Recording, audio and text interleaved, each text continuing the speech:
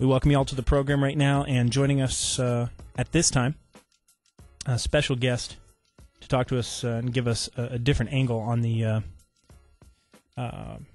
Joe Paterno situation and the Penn State situation. It's really much bigger than that. It is Tina Phillips, and she is the Director of Training with the Pennsylvania Family Support Alliance. Tina, thank you for joining the program today. We appreciate it. My pleasure, Ryan. Thank you. First of all, to get started, I guess the first thing I want to do is explain what it is that a mandated reporter is. Okay, a mandated reporter in Pennsylvania would be anybody who, through the course of their employment, occupation, or practice of their profession, comes into contact with children. Obviously, state employees and the people that were working for Penn State in this situation would all fall under that umbrella. That would be correct. Specifically, what do you do with the Family Support Alliance? Part of what we do is we provide parenting, education, and support, but the part of the agency that I deal with is providing training for those people who are mandated to report suspected child abuse. The people that are involved in this story, the first person that was brought up in this incident in 2002 was a graduate assistant who was obviously working for Penn State. He would be a mandated reporter. Yes, he would. Okay. If you read the details of the grand jury report, which I did read in depth. As did I. Okay, did you? Okay, I wanted to know if you had an opportunity. Now, it is, they speak about him witnessing this event in 2002 in a shower and then going home and talking to his father about this and then waiting until the next day to talk to Coach Paterno. My first question is, what is the time limit that a person has, to report this type of an incident if they do see a situation where they do believe it is some kind of abuse? Well, once the person has reasonable cause to suspect that the child's been abused, the report must be made immediately. That's the time frame. So did he break the law when he went and spoke to his father first before speaking to a member of the police? Well, he did not make the report immediately, and in Pennsylvania, the report made by a mandated reporter doesn't go to the police from the mandated reporter. It would go to Childline, which is our central child abuse registry and hotline in Pennsylvania. So the mandated reporter will be required to call them immediately. Okay, so if I understand the situation correctly, the graduate assistant had already broken a law before any of this even started. According to what was in the grand jury presentment, it would seem to be so, yes. Yeah.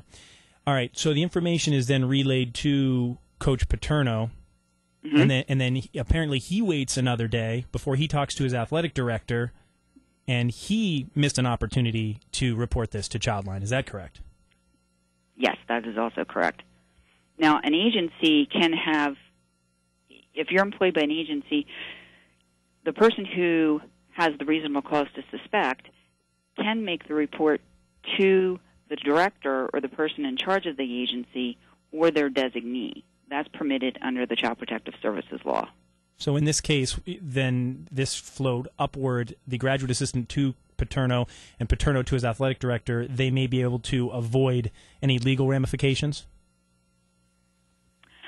Well, the report goes to either the person in charge of the agency or to the designee.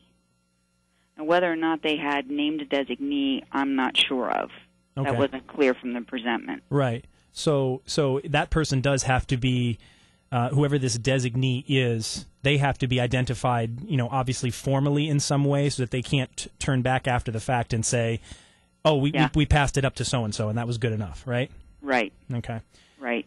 And that person then has the legal obligation to make the report without making any kind of independent determination. Okay. And they're to do that immediately. And then from there, that person is to report back to the person who had the reasonable cause to suspect and let them know that the report was made. Okay. It sounds to me, if you read the grand jury report, it sounds to me that they did get back and talk to him, but what they basically said to the graduate assistant was that the keys had been taken away from Jerry Sandusky, and that was kind of the last information that he had. My question to you is, at this point, now we know that the athletic director, Curley, and Schultz, the vice president of finance, knew about this information, and they eventually then passed that up to the president of the university, but meanwhile, there's still, at this time, we're talking about a large time frame, there still hasn't been a time period where anything was passed on to Childline, even at this point. Right. No report has been made to that point. Okay. And does I read the report several times. Was a report ever made to Childline? Because I didn't find anywhere where they had at any time passed it on. No, I did not see anywhere in there that a report was made to Childline at any point in time. Okay. This is kind of the part of the story, and this is why I wanted to bring you on, was to connect some of these dots. People are talking about how each person in that link of that chain will be able to avoid prosecution based on the fact that they passed it up the chain. But again, it never made its way to that official reporting line, so I don't understand how they can make the assessment that they're all going to be able to avoid prosecution in the future. I can't make that connection either for them. The report either gets made or it doesn't get made, and in this case it didn't get made. And it's not, the way the reporting law is set up, it's not supposed to be something that gets passed up the line, but directly to the person who is going to be responsible for making that report, whether that be the person in charge or their designee. Okay. Tina Phillips, Director of Training for Pennsylvania Family Support Alliance, is with us today. So is there any alternative procedure that we could be missing that, other than referring to this child line, is there any other procedure that could have been made in place of this that we may be unaware of that would be a suitable alternative? No, there's not. The onus for the mandated reporter is to make that report to Childline. And then Childline then takes that information and refers it to the local children and youth agency or the police, depending on the situation. Is there, and I appreciate you explaining some of this because it is, fairly confusing, some of it. My question is there a way, in a less obvious situation, how would an average citizen know the difference between where his professional obligation to pass it up to a superior would be versus, can anyone call Childline? In other words, if any person in the world happens to suspect a child abuse going on, can they call Childline? That's correct. Anybody can make a report of suspected child abuse in Pennsylvania, but the people who work with kids are required to. Okay, so that's kind of just the line of delineation is the requirement, but in other words, there's no reason to not report something like this. I mean, he's not going to come under would the graduate assistant or would anybody in that chain of events, if they pass that information on and it was inaccurate, would they subject themselves in any way, shape, or form to any sort of lawsuit for libel? Oh, absolutely not. Mandated reporters are also protected under the law from civil and criminal liability. And when we train people, we always let them know, you're making a report and you're saying that I think a child needs protection. All you need is reasonable cause to suspect. You don't need absolute proof. You don't need any kind of verification that the abuse occurred. You just need reasonable cause to suspect.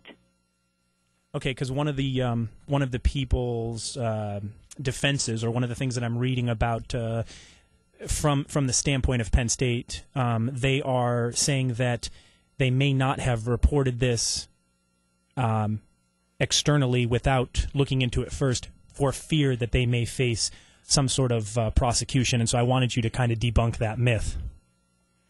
Well, consider it debunked. The Child Protective Services law and the accompanying regulations that go with it specifically say that the designee or the person in charge is not to make an independent determination of whether or not to report. They're to make that report immediately. Okay, so what, and again, I appreciate that. Tina Phillips with us, Director of Training for Pennsylvania Family Support Alliance. I appreciate you coming on with us today to clarify some of these points. From what we can see from the grand jury report and from the information that is coming out, obviously it's an ongoing investigation, but it appears as though the mandated reporters within the situation at almost every single level did not pass this on to the state's requirements to Childline, and there really was no risk to them legally not to do so in any way. No, there's actually more of a risk for them legally not to do so. Thanks again, Tina. You're welcome. Tina Phillips, Director of Training for Pennsylvania Family Support Alliance.